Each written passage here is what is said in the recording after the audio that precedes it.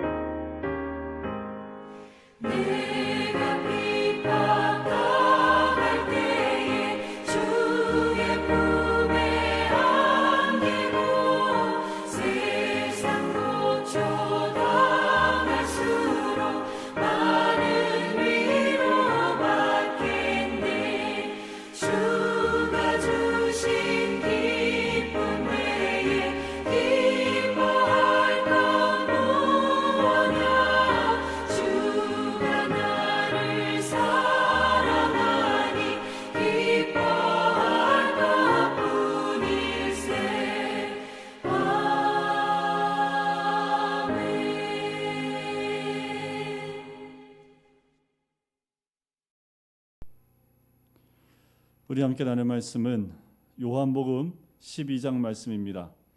요한복음 12장 44절부터 말씀을 볼까요? 요한복음 12장 44절부터 50절까지 말씀입니다. 제가 봉독해 드리겠습니다. 우리 같이 큰 소리로 같이 봉독을 할까요? 44절부터 읽겠습니다. 예수께서 외쳐 이르시되 나를 믿는 자는 나를 믿는 것이 아니요 나를 보내신 이를 믿는 것이며 나를 보는 자는 나를 보내신 이를 보는 것이니라. 나는 빛으로 세상에 왔나니 무릇 나를 믿는 자로 어두움에 거하지 않게 하려 함이로라. 사람이 내 말을 듣고 지키지 아니할지라도 내가 그를 심판하지 아니하노라. 내가 온 것은 세상을 심판하려 함이 아니요 세상을 구원하려 함이로라. 나를 저버리고 내 말을 받지 아니하는 자를 심판할 이가 있으니 곧 내가 한 그 말이 마지막 날에 그를 심판하리라. 내가 내 자의로 말하는 것이 아니요 나를 보내신 아버지께서 내가 말할 것과 이를 것을 친히 명령하여 주셨으니 나는 그의 명령이 영생인 줄 아노라. 그러므로 내가 이르는 것은 내 아버지께서 내게 말씀하신 그대로니라 하시니라. 아멘. 오늘의 본문의 말씀은 예수님이 왜 자신을 믿지 않는 것이 심각한 일인지, 그리고 자신을 믿는 것이 어떤 의미가 있는 것인지를 말씀하고 계십니다. 그 내용이 44절과 45절이지요. 우리가 어제 나눴던 한 말씀 가운데 보면 관리들은 출교가 두려워서 드러나서 말을 못하고 있습니다. 그런데 오늘 예수님은 44절에 이렇게 시작하죠. 외쳐 이르시되라고 말씀을 합니다. 공적인 선포임을 드러내는 말씀이지요. 이 요한복음에서 외쳤다라는 표현은 총 4번밖에 등장을 하지 않습니다. 예수님이 외쳤다라는 이 단어가, 이 말이 표현될 때는 예수님의 신적 기원을 공적인 선포로 선포할 때 쓰였던 말씀입니다. 예수님이 단지 인간이 아니라 하나님이 보내신 분이고 하나님으로서만 하실 수 있는 일을 하시는 분이라고 강조할 때 주로 이 동사가 사용됩니다. 예수님은 하나님의 해설판이십니다. 하나님이 누군가? 그건 예수님을 보면 알 수 있다라는 거지요. 우리가 하나님의 형상이라는 것이 무슨 의미인지 예수님이 보여주셨습니다. 우리가 하나님의 형상이라는 것은 곧 예수님을 통해서 알 수 있는 거지요. 우리의 구원의 목표는 바로 예수님이 구현하신 하나님의 형상, 즉 아들의 형상을 드러내는 것입니다. 그래요. 우리가 회복해야 될 것은 아들의 형상입니다. 이제 교회의 역할은 예수의 몸인 교회의 역할이 바로 그 일입니다. 교회는 또 다른 예수이고 예수의 성육신 공동체입니다. 우리도 예수님처럼 나를 믿지 아니할지라도 내가 하는 그 일을 믿으라 라고 말씀하시는 것처럼 우리 공동체는, 우리 그리스도인은 우리의 삶을 통해서 하나님을 나타내고 드러내야 됨을 의미하는 거지요. 진리가 실현되고 열매 맺는 모습을 보여주는 것이 바로 예수 그리스도가 우리에게 보여주신 진정한 하나님의 모습이라는 겁니다. 자, 그런데 하나님은 왜 자기 아들을 이 땅에 사람의 모양으로 보내셨습니까? 다 알지요. 사람을 구원하기 위해서입니다.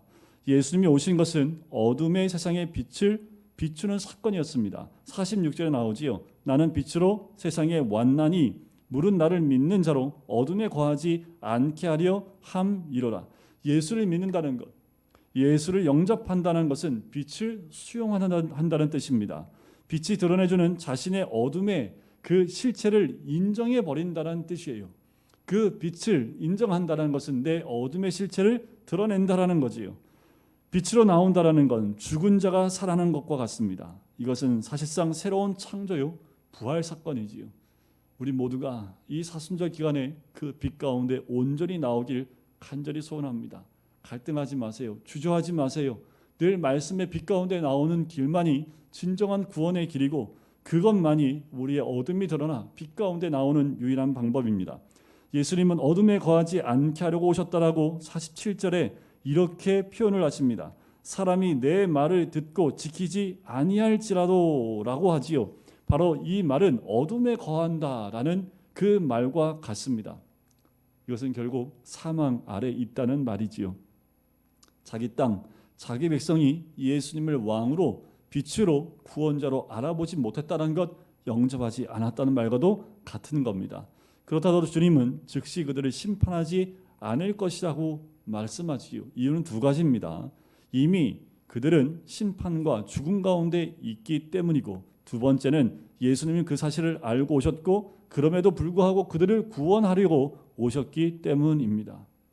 심판은 있습니다.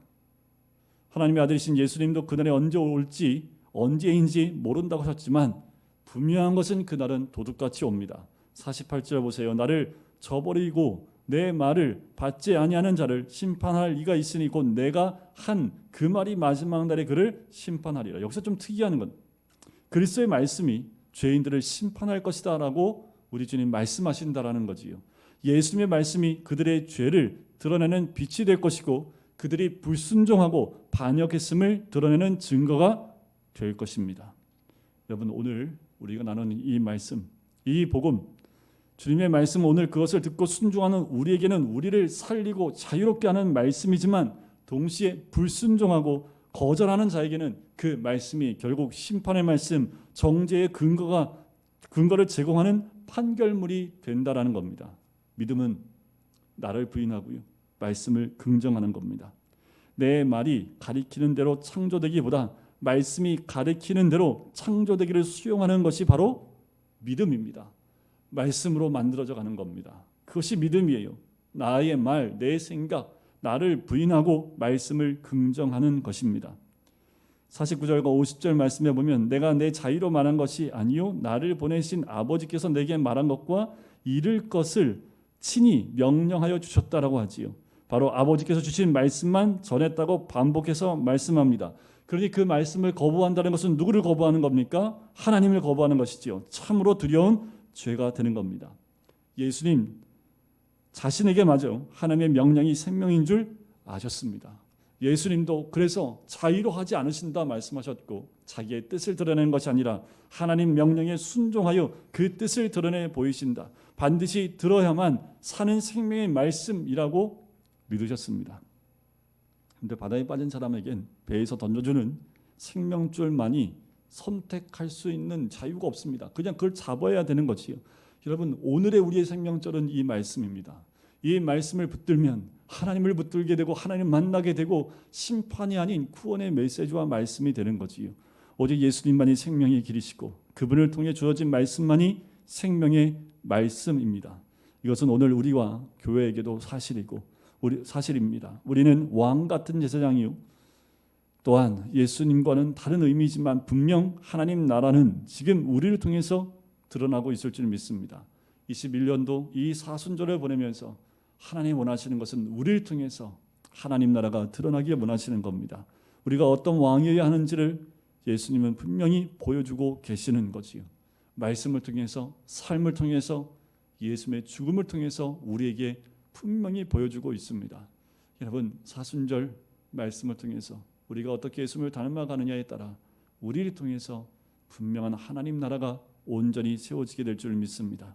말씀을 가까이 하지 않는 것, 그것은 그리스도인으로서 살 수 없는 이유입니다. 영생은 관계에 있어요. 하나님과의 관계, 그분의 말씀과의 관계, 성도와의 관계에서만 나오는 거지요. 말씀이 없이는 영생도 없습니다. 말씀으로 날마다 새롭게 창조되는 사람에게 영생이 있어요. 영생은 곧 하나님을 아는 것이고 누리는 것이기 때문에 그렇습니다. 오늘 하루도 말씀 안에서 참다운 생명과 또 그 영생을 하나님 안에서 누리시는 오늘 이 하루가 되시기를 주님의 이름으로 간절히 축원드립니다. 기도하겠습니다. 사랑해 주님 감사합니다. 하나님, 주의 말씀을 대하며 주님이 마지막 아버지 하나님 죽음의 길을 가시기 전에 외쳐 이르셨던 것처럼 아버지의 말씀에 순종하며 그 말씀이 믿음과 생명이 되어져 우리의 삶을 세울 수 있는 복된 말씀이 될 수 있기를 간절히 소원합니다. 하나님, 말씀에 순종하는 것, 그것이 우리가 선택하고 가야 될 방향이며 우리를 통해서 예수의 형상과 하나님의 나라를 드러내 보일 수 있는 주의 백성 될 수 있도록 인도하여 주시옵소서. 21년도 여전히 아버지 하나님 전염병으로 인하여 힘들고 어려운 시간들이지만 우리가 그것에 묶이거나 국한되어 있는 모습이 아니라 하나님의 영광을 드러낼 수 있는 주의 사람 될 수 있도록 축복하여 주시옵소서. 감사드리며 예수 그리스도의 이름으로 기도드립니다. 아멘. 하늘에 계신 우리 아버지여, 이름이 거룩히 여김을 받으시오며 나라가 임하시오며 뜻이 하늘에서 이루어진 것 같이 땅에서도 이루어지이다. 오늘 우리에게 일용할 양식을 주시옵고 우리가 우리에게 죄 지은 자를 사하여 준 것 같이 우리 죄를 사하여 주시옵고 우리를 시험에 들게 하지 마시옵고 다만 악에서 구하시옵소서. 나라와 권세와 영광이 아버지께 영원히 있사옵나이다. 아멘. 우리 이 시간에 함께 기도하실 거예요. 하나님, 이 사순절 기도 주의 말씀을 통해서 예수 그리스도 안에 거하여 주님 가신 그 길을 따라가며 주님의 영광을 전해드릴 수 있는 심판자가 아니라 어떤 심판받을 자가 아니라 구원받은 자, 가까운데 거하는 자, 주님의 말씀 가운데 거하는 영광을 드릴 수 있는 주의 사랑 될 수 있도록 합니다. 저의 모든 교회를 사랑하고 빛으로 충만합니다. 생명의 말씀을